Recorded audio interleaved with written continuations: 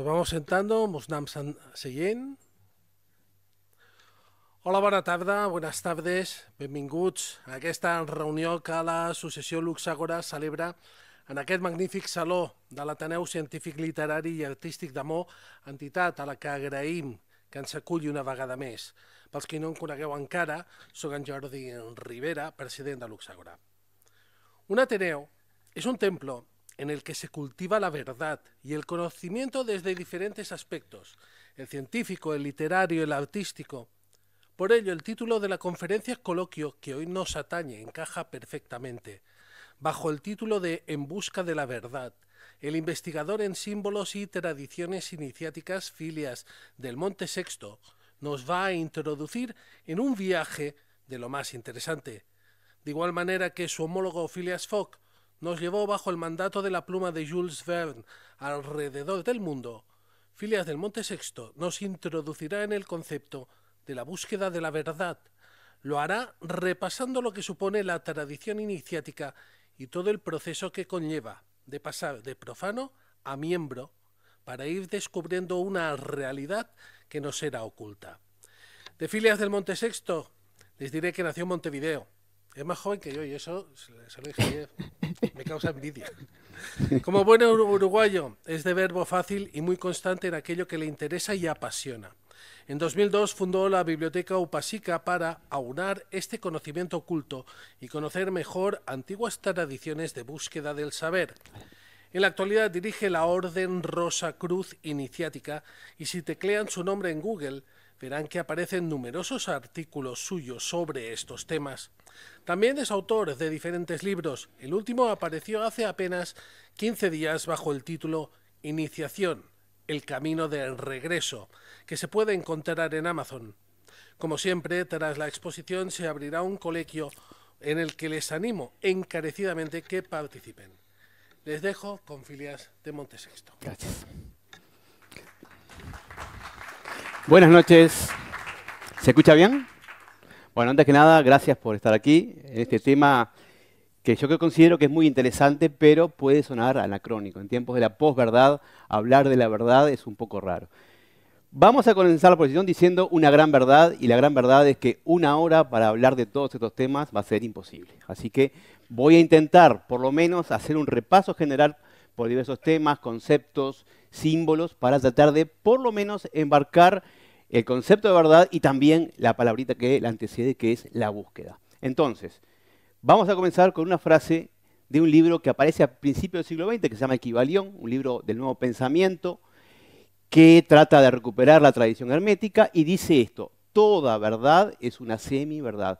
Es decir, nuestro entusiasmo por encontrar la verdad queda truncado porque ya nos dicen que no es posible encontrar la verdad. Sin embargo, podríamos decir que toda verdad vinculada a lo relativo, es decir, a lo fenoménico, sí es una semi-verdad porque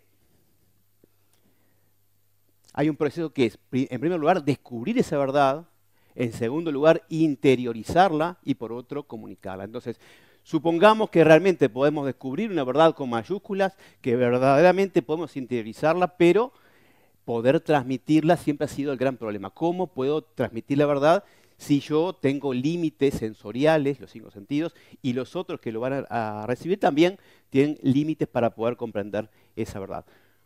Como no podemos encontrar realmente una pista por este lado, vamos a recurrir a una herramienta que es tradicional, que es la simbología, el mito, etc.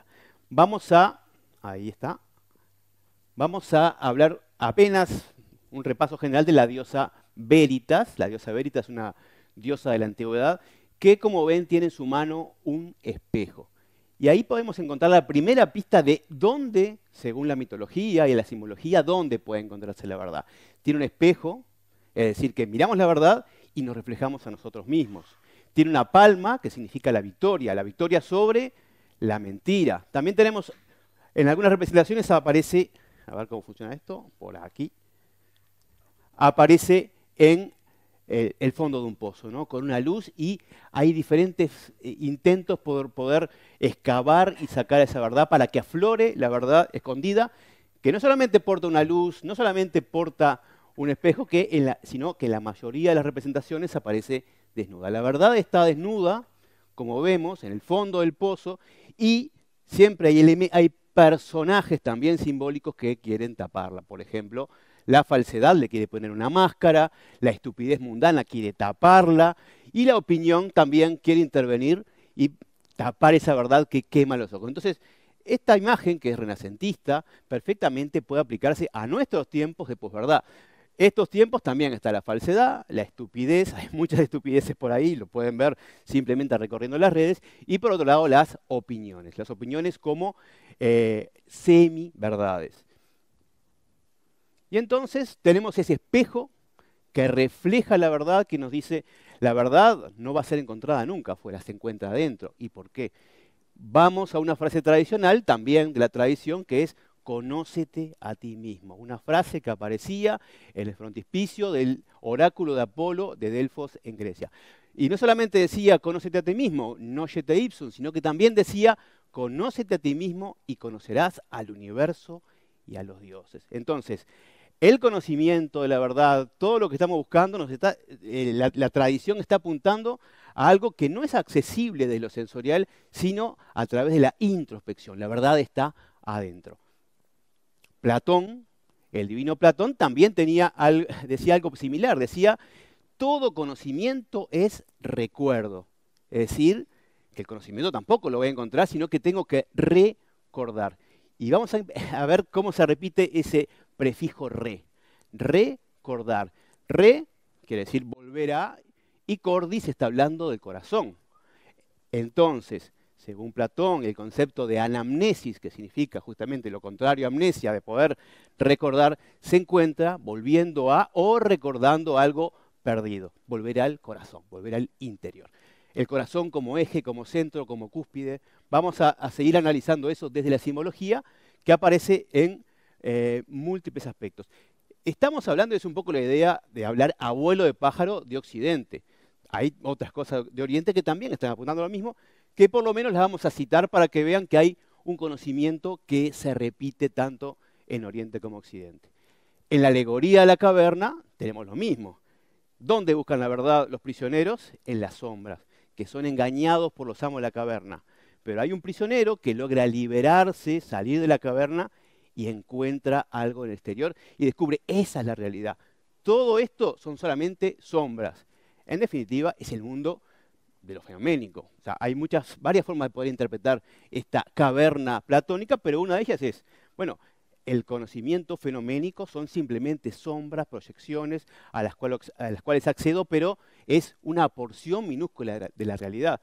De hecho, nuestros sentidos captan una gama muy pequeña, tanto en lo visual, en lo auditivo. Hay animales que escuchan sonidos que no escuchamos. Nosotros vemos muy poquito y decimos, veo y creo. Veo y esta es la realidad, no lo veo, no existe. Entonces empezamos a encontrar una serie de coincidencias y concordancias en las tradiciones occidentales sobre ese recuerdo, sobre ese conocimiento de la verdad. Y en los Upanishads dice una frase que para mí, que parece muy inocente, pero que es potente, que dice, conoce en ti aquello que conociéndolo, todo se torna conocido. Una piedra de toque. Algo que si conozco eso, lo puedo conocer todo. Conócete a ti mismo y conocerás al universo de los dioses. Y en este caso está diciendo prácticamente lo mismo. Hay un chiste de Quino, que hay un viejito ahí con una biblioteca gigantesca y dice, bueno, ¿y ahora que sé tanto, qué? Y eso es un poco el problema que tenemos con el conocimiento teórico, el conocimiento académico. Sí, podemos saber muchas cosas, pero lo esencial, el viejito se lo perdió, porque vivió de cara a lo externo. ¿Sí? Es el concepto de, por ejemplo, se repite en muchas tradiciones, lo profano. El profano es el que vive hacia afuera, hacia el mundo de lo fenoménico. Pero en algún momento ese profano que está adelante del templo o afuera del templo, se da la vuelta y comienza a transitar un sendero que lo lleva a la verdad. Y decía que el prefijo re se repite, valga la redundancia, en muchas palabras que hablan de volver a. Recuerdo, dijimos que era volver al corazón. Y también se habla de regreso, de reintegración, de religión, en la acepción de religare, volver a unir qué cosa, ya lo vamos a ver, y recuperación. Entonces, el prefijo re nos está hablando de volver. Y todo nos habla de que ese conocimiento, esa verdad, eso que buscamos en lo más profundo está volviendo a. No necesariamente volviendo en lo cronológico, sino que volviendo a otra cosa, en lo supracronológico, en lo atemporal. Y hablamos de tradición. Y la palabra tradición viene de traer, traer. Y también está hablando de traer algo de dónde. Podríamos decir de atrás en el tiempo, como decía. ¿De dónde viene de dónde traigo eso, ese conocimiento? ¿Del Renacimiento? No, un poco más atrás. ¿De la Edad Media? No, más atrás. Grecia, Roma, de Mesopotamia, más. Y entonces, ¿a qué llegamos? Ese re es volver a las cavernas, volver al Neandertal, al Cromañón o lo que sea. No, lo que se dice que esa recuperación es volver, pero no hacia atrás cronológicamente, sino de un modo suprahistórico, supratemporal, que es recuperar algo que está adentro. Y otra vez se habla del re como, o de traer algo que está adentro. Ese pozo, la verdad la sacamos con ese pozo. Y ese pozo significa las profundidades de nuestro ser. Si tienen preguntas, luego al final las vemos, pero si hay alguna muy quemante, pueden levantar la mano y la trataré de contestar. Bueno, entonces hablamos de tradición y a veces le agregamos el nombrecito primordial o primigenia, algo que viene de lo más antiguo. Hay un pensador que se llama Mircea Eliade que dice in illo tempore, en aquellos tiempos, en todo lo más antiguo, pero como decía, no cronológico, lo más antiguo, lo más profundo que podemos encontrar, ahí está esa tradición, que nos conecta con algo, le podemos llamar verdad, le podemos llamar bien, se le puede llamar absoluto, Dios, etcétera, pero con algo, crea lo que crea, pero es algo que está en las profundidades. Entonces, esa tradición, de la cual ahí tenemos, por ejemplo, la mesa redonda, y después vamos a hablar un poquito de las diferentes formas de entender esa tradición, del pasaje de una estafeta, ¿no? De una antorcha, de una luz que no muere, de generación en generación, de boca a oído, de la custodia de un conocimiento también primordial. Un conocimiento, la custodia de la verdad. Entonces se habla de guardianes o transmisores, organizaciones, comunidades, personas que a lo largo de la historia han tratado de resguardar esa verdad. Y entonces, a lo largo de la historia, han aparecido diferentes cofradías, grupos, incluso religiones, escuelas de misterios, etcétera, que intentaron justamente ser los custodios de esa verdad primordial. Y cuando hablamos nosotros, imaginamos desde una tradición occidental y judío-cristiana, ¿cuál es el origen? Bueno, vamos al paraíso, al Edén, ¿no? Entonces tenemos a Adán ahí en el paraíso como un gran mito. Y acá, primera vez que voy a decir el tema de mito. Mito, hoy en día decimos, es un mito, quiere decir es una mentira. Desde un punto de vista filosófico e iniciático, un mito es una verdad velada o una verdad que está en otro nivel de comprensión. No necesariamente es una mentira, no es un cuentito, voy a hablar de ello. Por ejemplo, Hércules puede ser un cuento, pero si yo tengo ojos para ver, ahí hay una verdad que no es evidente. Entonces, en este caso hablamos del mito de Adán y Eva, no como una realidad histórica, sino como una realidad mítica. Y se dice que en el Edén había dos árboles. El árbol del conocimiento del bien y del mal, el que ustedes conocen, que se come la manzana y hay una expulsión del paraíso, y un árbol de la vida que estaba en el centro del Edén.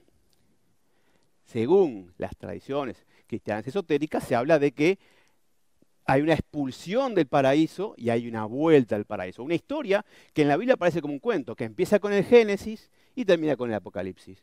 Y una historia que en realidad es una forma velada de hablar de nuestra historia, ¿no? Entonces, perdimos algo, esa pérdida, que Platón hablará de la pérdida de las alas, por ejemplo, la pérdida del paraíso, la nostalgia de ese paraíso perdido, y el intento por volver para comer de ese árbol de la vida, que nos conecta con eso más profundo, con nuestro ser, con la verdad, con la divinidad, o como le queramos llamarle. Esto se puede ver, como decía, como un mito que no me atañe, o darme cuenta que en mí, en este momento, también está pasando ese proceso en el cual yo estoy tratando de buscar algo que trascienda, y bueno, si están acá buscando la verdad, en cierta forma están tratando de protagonizar este proceso, ¿sí?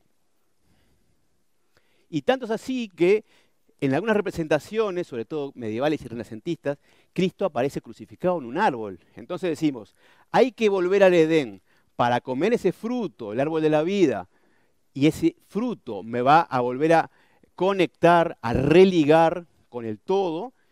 Y desde los católicos dicen, sí, claro, pero ese fruto tiene nombre, es el Cristo. Entonces yo en la misa como el Cristo, ¿sí? El pan y el vino, me alimento con su cuerpo y en cierta forma estoy representando, o por lo menos conectando con esa idea de recuperar el paraíso perdido. Entonces, por un momento, en la comunión se produce una común unión con ese arquetipo crístico, ¿sí? Simbolizado en este caso por el fruto del árbol de la vida, que en este caso es el Cristo. Entonces tenemos a Adán desde lo simbólico como en el imaginario judío-cristiano como el punto de partida. Los famosos Abel sin descendencia, obviamente, Caín, y aparece este tronco que va de Set a Noé, en el cual se dice que está la tradición iniciática, porque Set vuelve, en algunas tradiciones, acá lo vemos a Set, poniéndole unas semillas a su padre Adán muerto. Se dice que Set vuelve al paraíso, recupera algo, un objeto. Muchas veces habla de una piedra, el santo grial, como le quieran llamar, una palabra, un poder, algo, y vuelve y puede recuperar parte de ese conocimiento. Entonces pone en su padre Adán 3 semillas y con el tiempo lo que crece ahí es la zarza ardiente que sigue la conexión con el pueblo judío. El diluvio con un gran corte en la tradición. Y acá es algo que obviamente no lo vamos a ver, pero básicamente es una historia que habla de la precipitación de la esmeralda, del ojo de Lucifer, una esmeralda que se precipita en su combate con el arcángel Miguel. 12 ángeles lo convierten en una copa o en un objeto. ¿Qué tiene Adán? Adán es expulsado. Set vuelve y toma este grial. Y luego comienza la tradición de los hijos de Set, con Enoch, Matusalén, la construcción de un templo primordial. Aparece este personaje que es Melquisedec, es el que instaura la ceremonia del pan y el vino. Rey Salomón, Jesús el Cristo, la primera mesa también con un grial. Y entonces José de Arimatea, que se lleva a Europa el grial. Esto que podemos hablar de los reyes pescadores, la tradición artúrica, incluso se podría hablar de los templarios, etc. Y entonces esto es una representación mítica y simbólica de esa transmisión de boca a oído de un objeto, que en realidad no es un objeto, es un poder, es una energía, fuerza, que comienza aquí, con este personaje que es Lucifer, y entonces hay una tradición que habla de esto. Esto se puede representar de muchas maneras, muchas formas de poder representar esa idea de una transmisión de un conocimiento de boca a oído. Este es otro esquema que presenta el escritor Antonio Medrano, fallecido hace un par de años, y se habla de la tradición atlante, la tradición druídica, etc. Diferentes formas de las cuales va saliendo el conocimiento que pasan diferentes escuelas de misterios, tanto en América, en Europa, África, Polinesia, etc.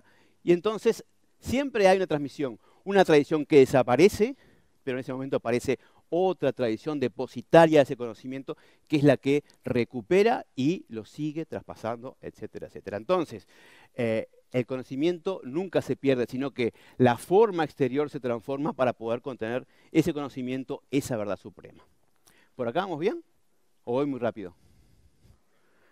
Tengo que ir rápido porque me dijeron que era 1 hora, tengo que acabar. Podremos, cada uno de estos temas, obviamente, es una portita para poder profundizar y seguir, porque en esta diapositiva hay mucha información que realmente podría ser interesante profundizar. En esta ni que hablar, hay muchísima cosa. Los templarios, recién lo citaba, se habla de la recuperación desde lo militar y de lo cristiano de los santos lugares, pero también se habla de una conexión de esos templarios con los ismaelitas, que eran algo bastante similar, caballeros, monjes, pero en el Islam. El problema de Occidente es que había perdido el conocimiento. Islam sí tenía los clásicos, había traducido, en Occidente no estaban. Entonces, cuando se habla de por qué los templarios son importantes de lo iniciático, no solamente porque eran banqueros y porque podían custodiar a los peregrinos, etcétera, sino porque se les da esa connotación de que recuperan un conocimiento perdido en Occidente y lo traen, perdón, sí, lo traen desde Oriente, desde el mundo musulmán, a Occidente, perdón.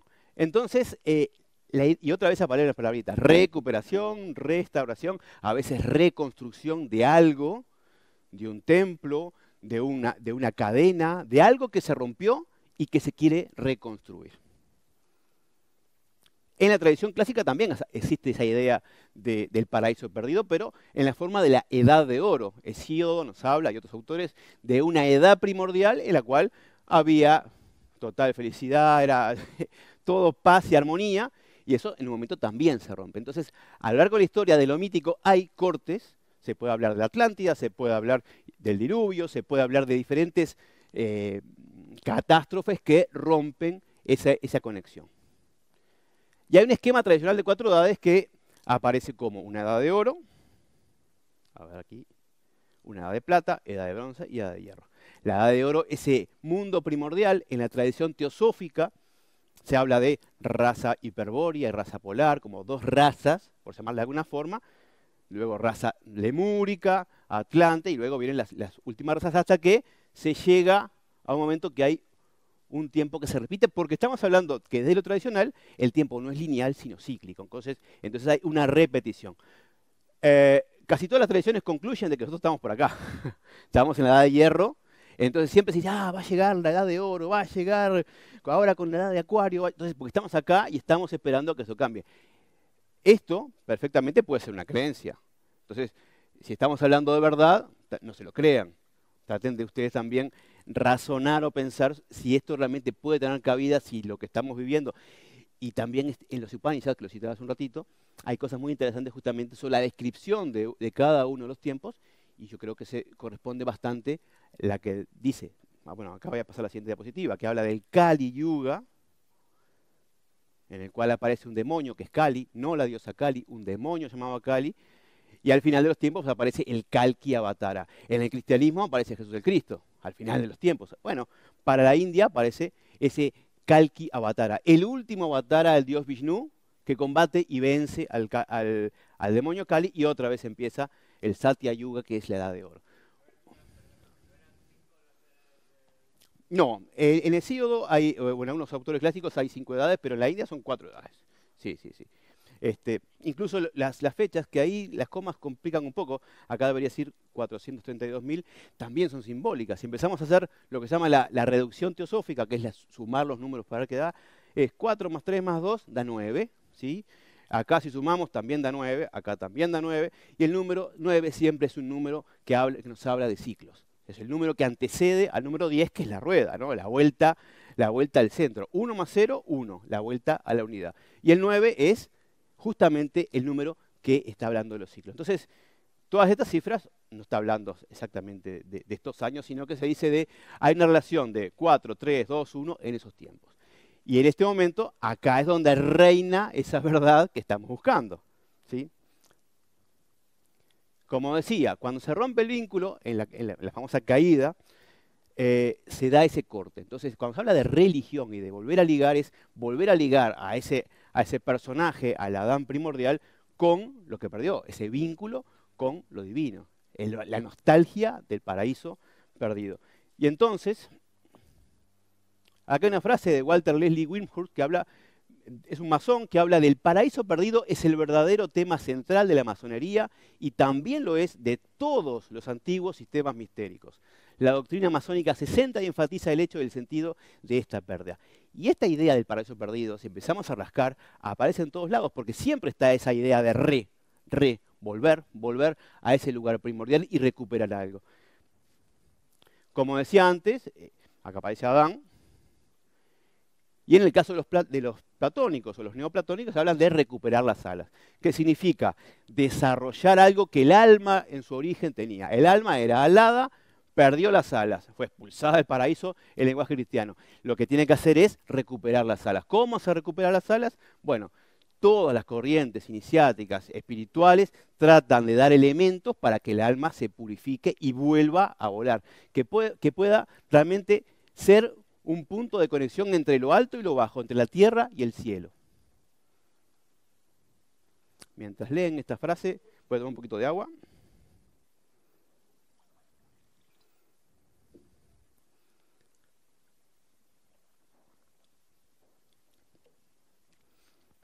Lo interesante es el concepto de alma, ¿no?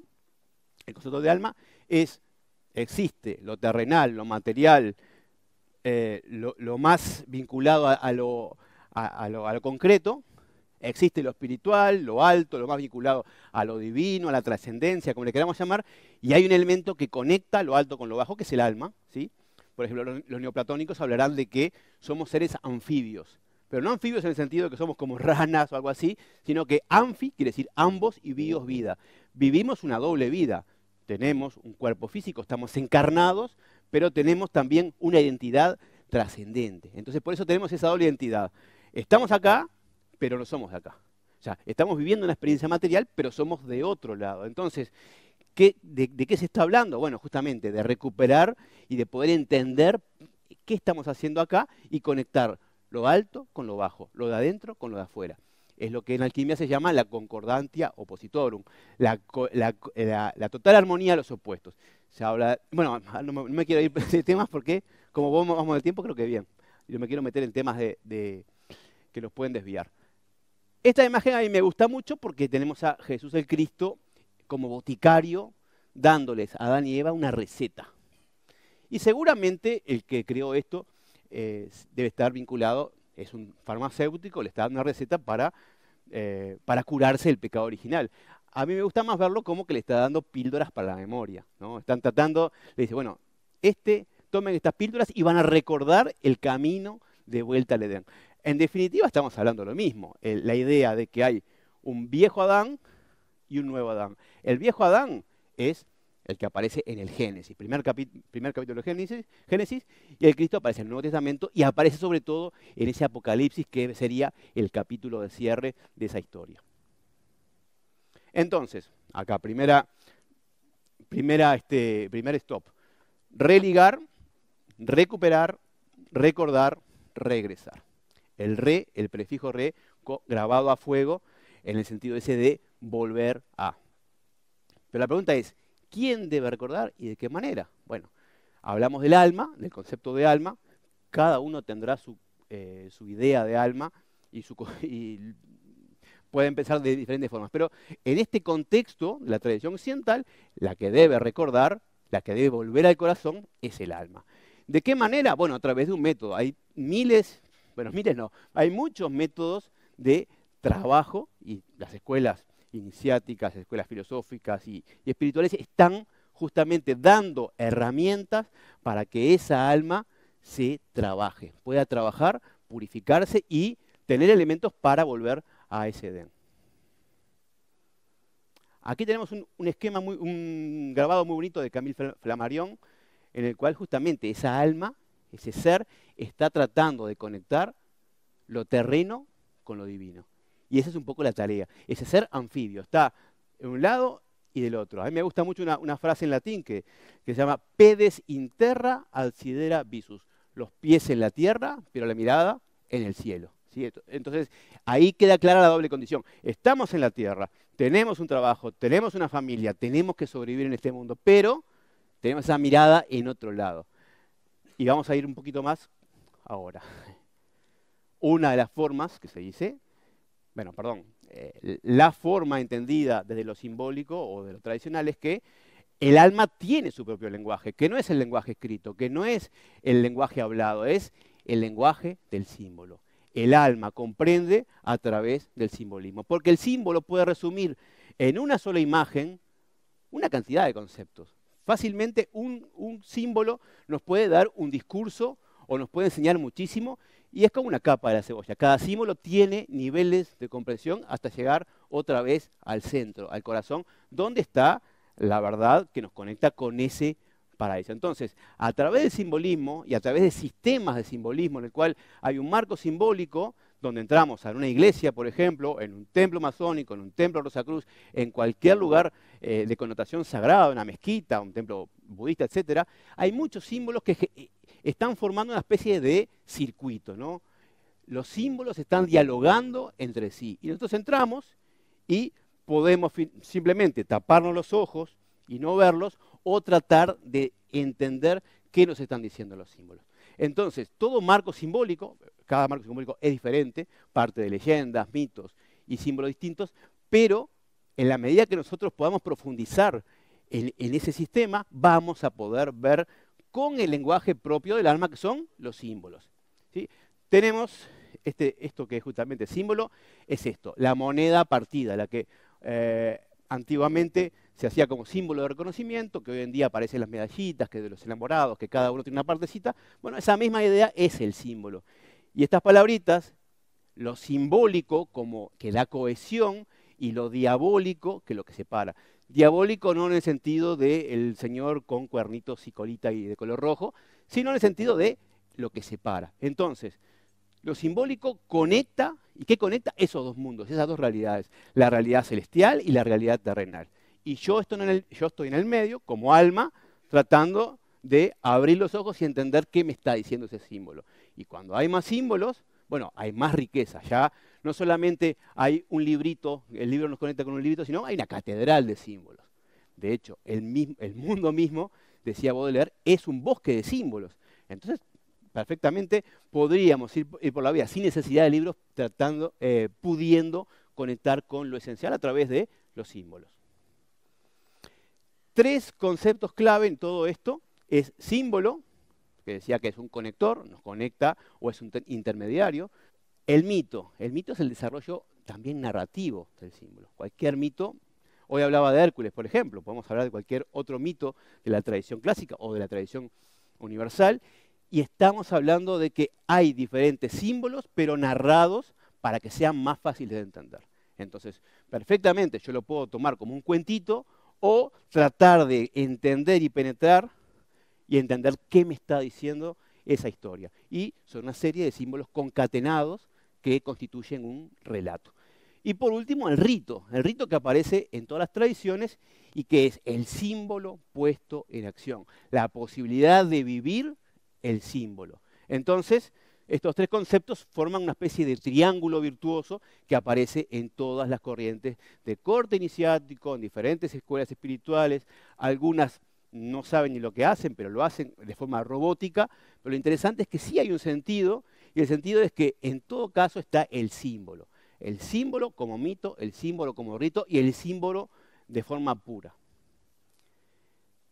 Entramos brevemente, porque tampoco nos va a dar el tiempo, las famosas escuelas de misterios, donde esto sí está en evidencia. Por ejemplo, en los misterios eleusinos está el trigo como el gran símbolo de esos misterios. Deméter y su hija Perséfone, en los dionisíacos el símbolo de Dionisos, en los misterios órficos el símbolo Orfeo, en Mitra, y siempre aparecen unos símbolos marcantes, centrales.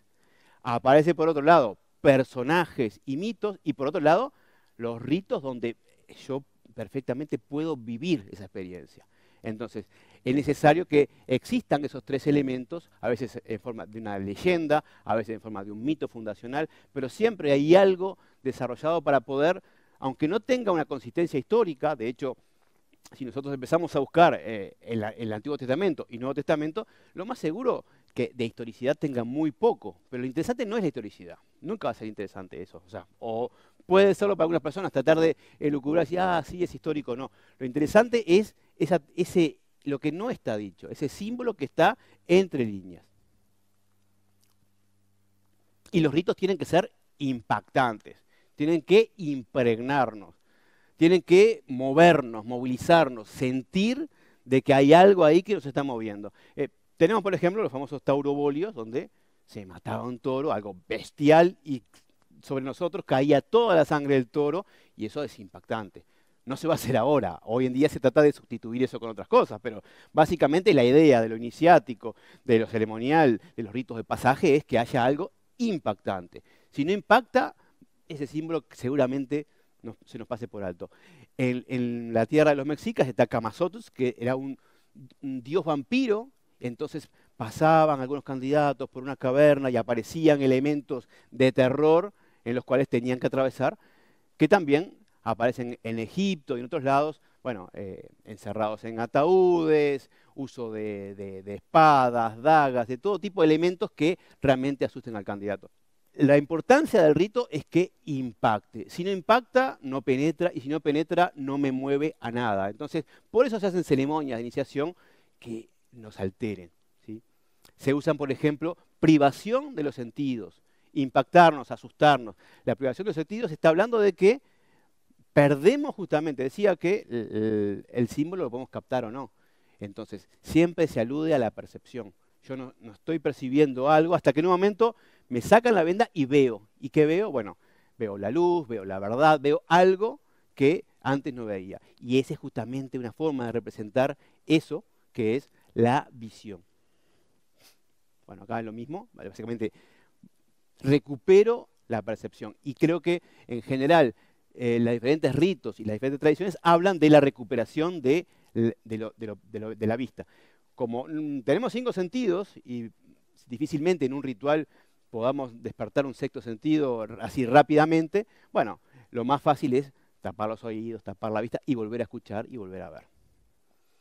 Y hablamos entonces de metanoia. Otra vez hablamos de percepción. El concepto de metanoia es un concepto occidental, meta, más allá, noia, mente. Cambio radical de percepción.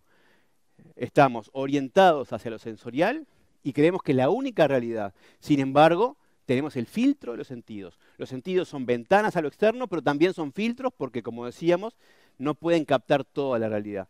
5 sentidos y la memoria con la cual yo puedo jugar y decir, esto, si toco me va a quemar, si paso por acá voy a tener algún tipo de daño, etc. Entonces, en un momento me doy cuenta que la verdad no va a estar solamente en lo sensorial. Tengo que, en algún momento, hacer un giro, darnos la vuelta. Y ese es el concepto de metanoia, un alto en el camino y vista al frente y dar la vuelta. El concepto de profano y el concepto de sagrado. En realidad es la misma persona. Lo profano, lo sagrado, la única diferencia está en la percepción. O sea, una persona puede decir, no, el mundo es totalmente material, materia y es profano. Bueno, si tú dices eso, esa va a ser la realidad. Ah, no, para mí todo es sagrado. Perfecto, si tú crees eso, esa va a ser la realidad.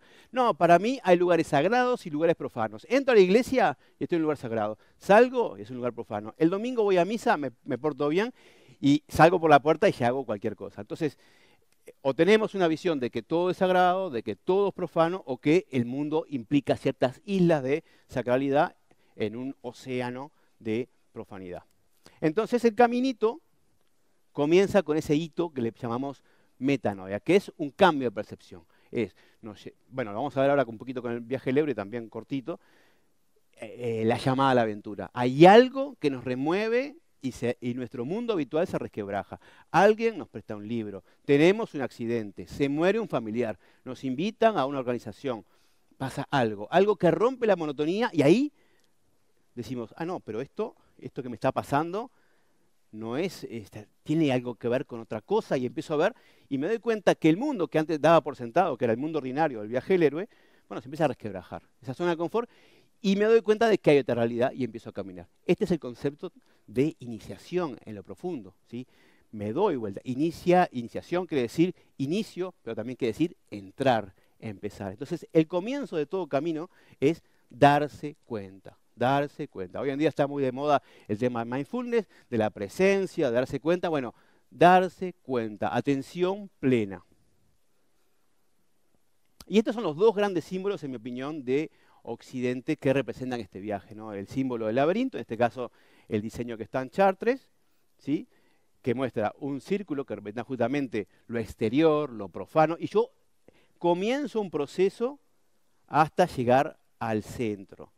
Y la escala de Jacob, lo mismo, comienzo un proceso que me lleva al cielo. Entonces, ese corazón lo situamos en lo alto o en el centro. Son 2 formas de entender exactamente lo mismo. Lo alto, nunca lo vamos a situar abajo ni afuera. No, ese centro, ese corazón está en lo alto o en el centro, por lo menos de lo simbólico, para entender esa idea de volverá. Vuelvo al centro, vuelvo a lo alto y en los sistemas filosóficos iniciáticos hay grados.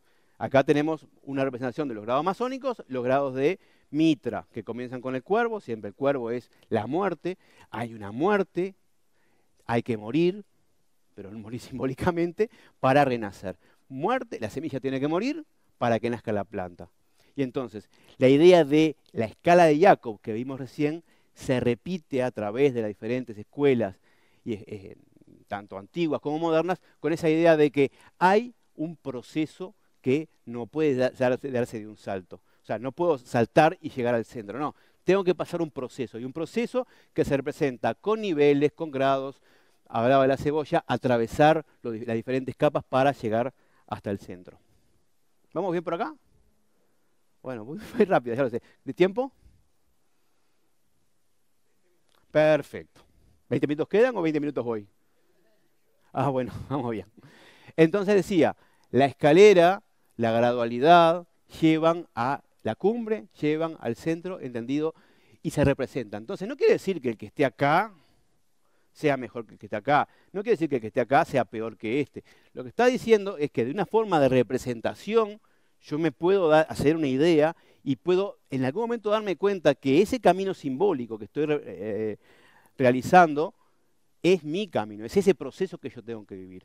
En la alquimia se ve perfectamente con el proceso de la materia, ¿no? Y se habla de también la putrefacción, otra vez el cuervo, lo negro, la oscuridad, el descenso a lo más profundo, y después de lo negro viene lo blanco, la luminosidad. Negro, blanco y finalmente rojo. Nigredo, albedo, rubedo. Un proceso en el cual el alquimista observaba en su laboratorio lo que pasaba, los diferentes procesos que pasaba la materia.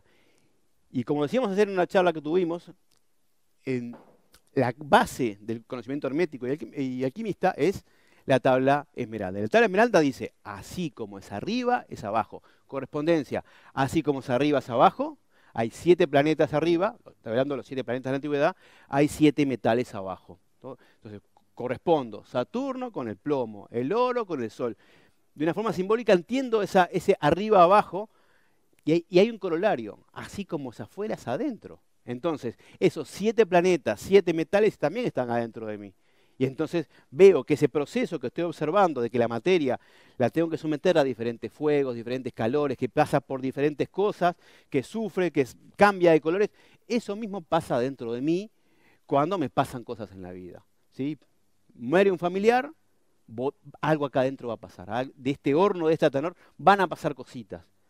No sé, me recibo en la facultad, me recibo o tengo una gran alegría, me caso, etcétera, etcétera, me divorcio, lo que sea, tengo un cambio, algo está pasando.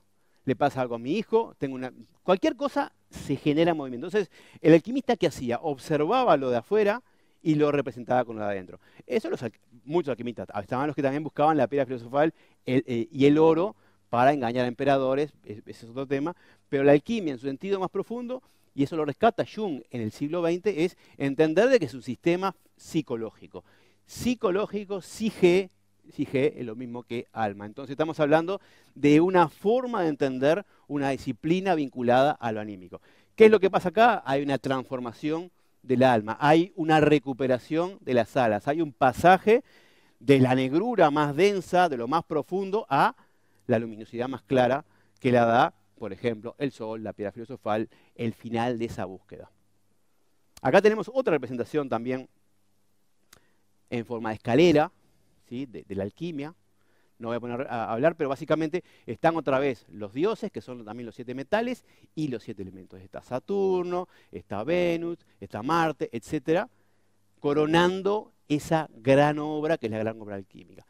También tenemos este sistema de los planetas, generalmente es una espiral, el laberinto, son primo hermanos, digamos, también está el símbolo del huracán. Son símbolos que hablan de algo concéntrico. Y acá al final está el Sol, ¿no? De Saturno al Sol. En el mundo cristiano y católico también está lo mismo. ¿Tá? A veces se cree que no, pero sí. San Juan de la Cruz sube al Monte Carmelo. Santa Teresa de Jesús está hablando de 7 moradas que tienen un punto central. Ella hablaba del palmito como símbolo y decía que lo más gustoso, lo más delicado del palmito está en el centro. Entonces otra vez hay un ascenso o un ingreso a un punto central que nos conecta con algo. ¿Sí? Siempre hay algo. Solo mora en este monte la gloria y honra de Dios. Acá aparece Yod, He, Bau, He, el nombre de Jehová, Yahvé, etc. Entonces siempre hay ese viaje. Y este esquema, esta es una de las versiones del viaje del héroe de Joseph Campbell, también nos habla de lo mismo, ¿no? Es un viaje, es un modelo que a mediados del siglo XX idea el mitólogo Joseph Campbell. Eso se toma por muchas películas de Hollywood, se usa y se abusa de él en primer lugar, Star Wars, Señor de los Anillos, Matrix, etcétera, etcétera. La idea que hay un personaje que pasa por 3 grandes etapas: partida, iniciación y regreso. Y tenemos este personaje que está en un mundo ordinario, donde es infeliz, donde no corresponde, generalmente vive con sus tíos o con padres, pasa con Kung Fu Panda, si la vieron también pasa exactamente lo mismo, se hace este viaje del héroe. Padres adoptivos, viven en un mundo que no es el de él, está ahí, pero no es de ahí. Y entonces hay un momento que hay un llamado a la aventura. Como decía, nos prestan un libro, escuchamos algo, nos invitan a un lugar, nos pasa algo dramático y hay un rechazo de llamada. El héroe tiene que ir, dice, no, yo no soy un héroe, vuelvo. Y podemos estar toda la vida ahí. Llamado a la aventura, rechazo. Llamado a la aventura, rechazo. Siempre se hace rechazo. Pero si el héroe logra sobreponerse a este rechazo, se encuentra con un mentor, un personaje, algo que lo lleva directamente al camino. Puede ser Gandalf, puede ser cualquier personaje de esos que aparecen en las películas o en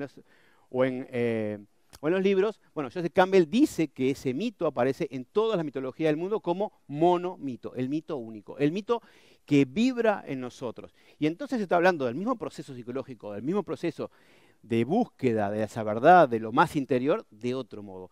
Y dice, bueno, no voy a hacerlo todo, pero básicamente hay un cruce el umbral, ya no, el non plus ultra, ya no hay, se quemó las naves, tiene que seguir, aparecen pruebas, aliados, enemigos, se acerca a una cueva secreta, hay una prueba suprema, hay una recompensa y después emprende el camino de regreso purificado y mejor. O sea, el que sale no es el mismo que vuelve, vuelve al mismo punto, pero vuelve diferente. Es un poco la idea también, que no me quiero meter, pero básicamente en el budismo está el concepto del bodhisattva y el arat, que son 2 personajes centrales. El arat es el que llega a un punto espiritual alto y sigue hacia la bienaventuranza del nirvana, hasta la fuente. Y el bodhisattva se queda para ayudar a sus semejantes. En este caso, este héroe es un bodhisattva, porque vuelve a su mundo ordinario y también se convierte en maestro, mentor, maestro de 2 mundos. Conoció el otro mundo y conoce este mundo, ¿sí? Este es un tema larguísimo. Está el libro de Joseph Campbell, o si no, pueden perfectamente hablar alguna película de esta que les digo, o algún libro, y van a ver que es como una especie de modelo. El modelo de Campbell tiene algunos cambios, pero básicamente se mantiene esta estructura. Entonces hablamos, como decía, de iniciación, el concepto de iniciar o de entrar. El concepto de camino. El camino, como símbolo, es un proceso, ¿sí? Entonces, para lograr la iniciación está la metanoia, pero ¿dónde adquiero esa iniciación? ¿Dónde se comienza ese proceso? ¿En el comienzo o más adelante? Esa es una buena pregunta que vamos a tratar de por lo menos tirar una idea. Entonces hay un comienzo que podemos detectar y un final que podemos detectar, o perdón, que podemos imaginar, que no sabemos dónde termina esta historia. En los templos de la antigüedad aparecía el pro-naos, como decía hoy, pro-fa, no pro-naos, adelante, el naos y la ditum, y el símbolo de la escalera. En definitiva está hablando de un desplazamiento a lo más sagrado. Este aditum es el Sancta Sanctorum, ¿no? Entonces, yo a través de esto lo puedo perfectamente ver en un templo. Entro, estoy afuera, traspaso, estoy en otro nivel, en otro lugar. Avanzo por la nave, por el naos, hasta llegar al punto más sagrado. Entonces, al desplazarme también estoy simbolizando ese recorrido de la oscuridad a la luz, que también son grados o niveles de comprensión. Y el símbolo de la escalera, hablaba de Jacob, porque creo que es el del cual es el símbolo más en evidencia de la tradición judío-cristiana, de ese ascenso en el cual Jacob puede ver que tiene la escalera bien apoyada en el suelo y su cima se pierde en las nubes. Los pies, pedes in terra, al aviso. Todo apoyado en el suelo, pero hay que ascender, hay que subir para encontrar la verdadera verdad, valga la redundancia. En el Islam, también rapidito, se habla de los 70.000 velos. En el Islam, básicamente en el sufismo, ¿no? Está ese proceso de metanoia, que ellos le llaman tauba. Tauba quiere decir darse la vuelta. Y se dice que hay 70.000 velos, una forma alegórica de decir, Ahí está la fuente, ¿sí? Empecé a caminar bien, pero para poder llegar a la fuente, porque la fuente me va a encandilar, me va a cegar, pero quiero llegar a ella, tengo que levantar, tengo un trabajo para hacer. Tengo 70.000 velos. Esos son grados, no sé, un grupo con una orden con 70.000 grados. Son 70.000, de una forma simbólica, de poder acercarnos, de ir acercándonos a esa verdad suprema. Entonces, volvemos al laberinto y al concepto de iniciación. Todas las iniciaciones que se conceden, todos los rituales de pasaje que se conceden en todos los grupos iniciáticos, en realidad nos están dando una llave o una semilla. ¿Qué podemos hacer nosotros? Bueno, guardarnos la llave en el bolsillo y seguir girando alrededor de acá, no entrar al laberinto. Sabemos que está el laberinto y yo seguro tengo la llave, pero no me atrevo a entrar, porque no me atrevo a trabajar con las herramientas que me dieron. Esa llave, sí, sé que me va a llevar. La semilla, me dan la semilla, la guardo en un cajón o la planto. Si la planto, la tengo que regar, la tengo que cuidar y va a crecer. Entonces, hay una diferencia entre la iniciación virtual o potencial y la iniciación real. Y la diferencia está en este recorrido, en pasar del conocimiento a la sabiduría. ¿Y cómo se logra ese pasaje? Bueno, solamente a través de la práctica. Tengo herramientas, las pongo en práctica para poder pasar de esta iniciación virtual a la iniciación real. Como el viejito, ¿se acuerdan de los libros? Él conocía todo eso, pero no sabía de qué manera eso lo podía integrar en su cotidianidad. Y esta es la diferencia en definitiva de lo profano y lo sagrado, de que yo perfectamente puedo tener esa llave, puedo tener un montón de llaves, 5 minutos y llegamos. Puedo tener un montón de llaves, pero si no me atrevo a dar el paso y abrir la puerta, a plantar la semilla, no hay forma, no llego a esta iniciación. Entonces, esta iniciación sí es el inicio, pero hay que iniciar en el sentido de entrar. Vamos a ir rapidito. Otra forma de entenderlo es, como decía, el tema de la visión, el concepto de el tercer ojo en Oriente, el ojo del corazón en algunas tradiciones, el sensorium interior en la tradición Rosacruz, algo que se despierta en algún momento y realmente puedo ver. Si ese ojo no está abierto, no voy a poder ver por más que esté con los ojos abiertos, porque porque este conocimiento no es racional, es suprarracional. Entonces tenemos que acudir a esto, el ojo de la imaginación, como esta imagen es de Rosacruz, Robert Fladd. Y entonces la iniciación se entiende como eso, el momento en el cual se conectan esos dos planos. Alguien le puede llamar plano psíquico, plano espiritual, o sea, algo que implica sagrado o trascendencia, y entonces ahí sí realmente el alma encuentra su punto de vigía en el cual puede conectar los dos mundos. Vamos a ir rapidito porque si no nos llegamos. Esa imagen también es un emblema que dice Nostrum Politeuma in Celis o Coelis, es nuestra ciudadanía está en los cielos, lo que decía. Entonces, se llega a la cima de la montaña, pero como dice el budismo zen, cuando llegues a la cima, sigue subiendo. O sea, el camino donde termina, bueno, no sabemos dónde termina, se pierde en las nubes. ¿Hemos llegado a lo máximo? No, el camino va a seguir. Esperen que voy a tomar un poquito.